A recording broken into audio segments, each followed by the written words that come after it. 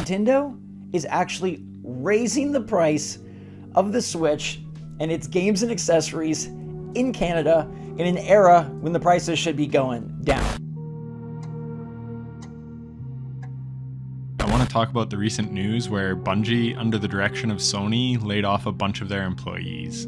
And you're realizing the potency of Kyle prophecy, so understand that as big as the 9,000 number seems right now, it's nothing compared to what's coming. Especially when you have the suits at the top being rewarded for the work of those below them. However, what we see right now in the video game industry is not fair compensation, it's parasitic leeching. And it's gotten so bad lately, it's effectively metastasizing like a cancer. This is another thing I wanted to talk to you about, is that at EA, they hire psychologists, which I'm sure you might have heard before. They create psychic profiles on their gamers. They begin to understand players down to like their wants and needs level. There are 82 left, we want them all gone. So they've successfully forced Steam to bend the knee already and caused 418 games to be censored and removed entirely. I owe my career to Dragon Age. I've grown as a person and grown as a game developer with it, and I'm so excited to finally be able to talk about Veilguard especially. This is really the best Dragon Age game that I've ever played. I obviously carry some bias because I'm coming into it partially from the outside, but yeah, this is the best one. This is the one where we get back to our roots of character-driven storytelling, have really fun combat, and aren't making compromises. Every game has heart and soul that goes into it. But this is something different. This is something more.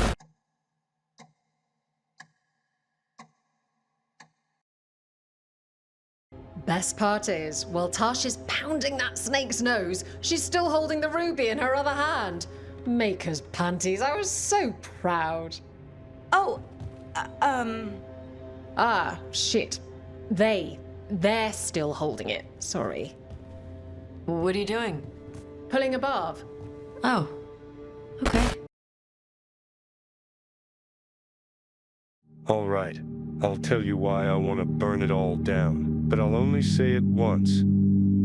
I've watched studios, once bold, once fearless, sell their souls to the suits. They don't make games anymore. They make products. They chase trends, not dreams. They gut characters, rewrite worlds, and slap on some half-baked ideology to score social points. It's not about stories, not about gameplay. It's about optics, safe, sterile, focus-tested nothingness. They shove in DEI checkboxes, like it's seasoning, not storytelling. Every cast feels like a PR committee. Every trailer's a lecture. They don't care about diversity. They care about distraction. Slap a flag on the screen, hide the bugs, deflect the backlash, and if you dare to call it out, you're the problem.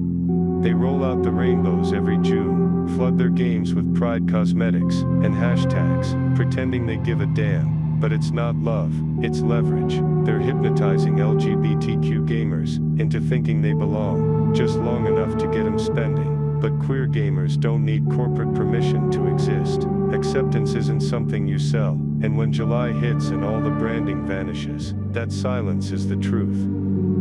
Meanwhile, when their progressive profits don't show up, what do?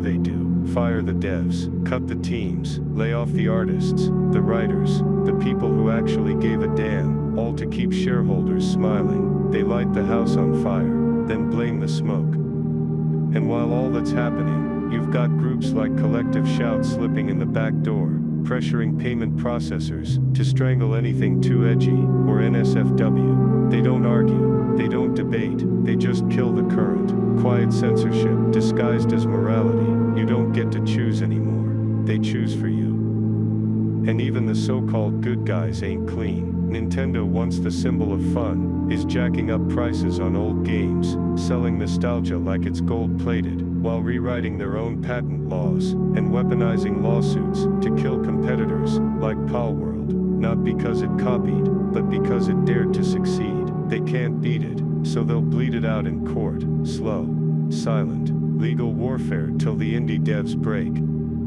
You still don't see it, do you? This isn't just about broken games, it's about a broken system, where creation gets smothered, where fun gets filtered, where truth gets bought and sold, And if I've got to tear through every corpo boardroom and burn down every sanitized reboot just to remind people what real games feel like, then so be it.